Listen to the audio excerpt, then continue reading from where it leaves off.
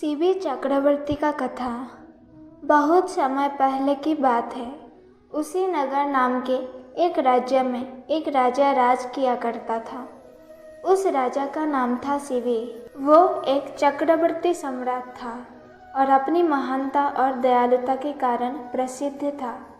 उसकी दया के बारे में ऐसा कहा जाता था कि उसके दरबार से कोई भी खाली हाथ नहीं लौटता था। वो हर किसी की मदद के लिए हमेशा तैयार रहता था, भले ही उसके लिए किसी भी तरह का बलिदान ही क्यों न देना पड़े। यही कारण था कि उसकी दयालुता की चर्चा पृथ्वी लोक से आगे बढ़कर स्वर्ग तक भी पहुंच गए। जब इस बात का पता देवों के राजा इंद्र को चला तो उन्होंने मन बनाया कि वो राजा सीबी की परीक्षा स्वयं लेंगे और सुनिश्चित करेंगे कि क्या वाकई में राजा सीबी इतने ही दयालु हैं या ये उनका महज एक ढोंग है। यह तय करने के लिए उन्होंने एक योजना बनाई और अग्निदेव को भी अपने साथ योजना में शामिल होने का निवेदन किया।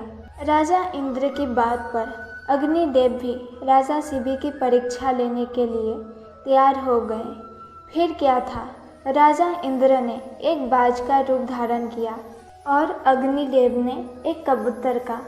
दोनों राजा सीबी के दरबार की ओर चल दिए। अग्निदेव कबूतर के रूप में आगे गए और इंद्र बाज के रूप में इस प्रकार उनके पीछे चले कि मानो एक बाज कबूतर का शिकार करने के लिए उसके पीछे उड़ रहा हो।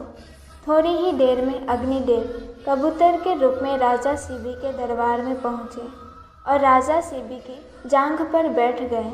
उन्होंने राजा से कहा कि एक बाज उसका शिकार करने के लिए पीछे आ रहा है, वो उसकी जान बचा ले।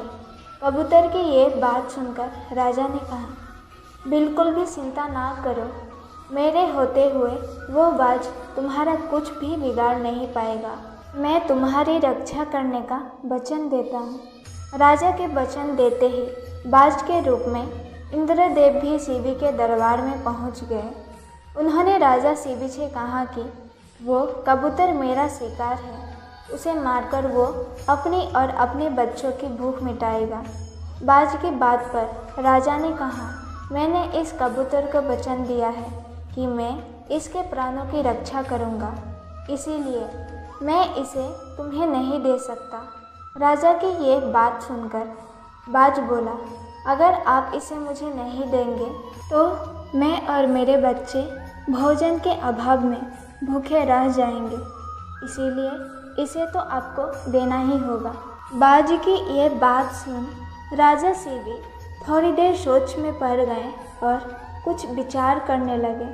कुछ देर विचार करने के बाद राजा सीबी ने बाज से कहा, अगर मैं तुम्हें इस कबूतर के वजन के बराबर मांस दे दूं तो तुम्हारी और तुम्हारे बच्चों की भूख मिट जाएगी। ऐसे में इस कबूतर के प्राण भी बच जाएगी और मेरा वचन भी बना रहेगा।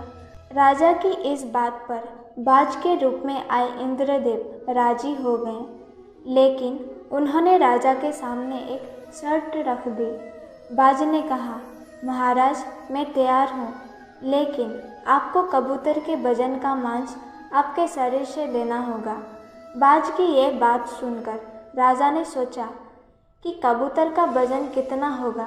अगर मैं अपने शरीर से ही इसके वजन के बराबर मांस दे देता हूँ तो इस कबूतर की जान बच जाएगी। ये सोचकर राजा ने अपने एक दरबारी को एक तराजू लाने का आदेश दिया। दरबार में तराजू लाया गया। राजा ने तराजू के एक पलड़े पर कबूतर को रखा और एक चाकू से अपनी जांघ से एक टुकड़ा काटकर तराजू के दूसरे पल्ले पर रख दिया, लेकिन तराजू तनिक भी नहीं हिला। ये देखकर राजा ने एक और टुकड़ा काटकर तराजू पर रखा। उसके बाद भी मांस का टुकड़ा कबूतर के वजन से काफ़ी कम था। उन्होंने धीरे धीरे कर अपने आधे शरीर के मांस को निकालकर तराजू पर रख दिया। उसके बाद भी मांस का वजन कबूतर के वजन से कम ही रहा।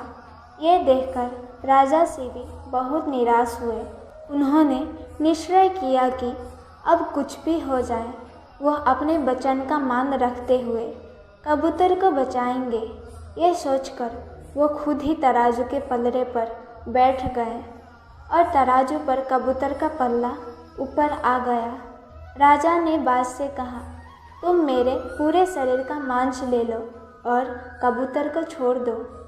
ये सुनकर इंद्रदेव को राजा पर दया आ गई। इंद्र और अग्निदेव अपने असली रूप में आए और कहा, राजा शिवी, हम आपके परीक्षा लेने आए थे और आप इस परीक्षा में सफल रहे।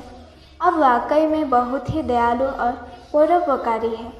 इस पृथ्वी पर आपकी बराबरी दूसरा और कोई नहीं कर सकता। इतना कहते हुए दोनों देव वहाँ से गायब हो गए।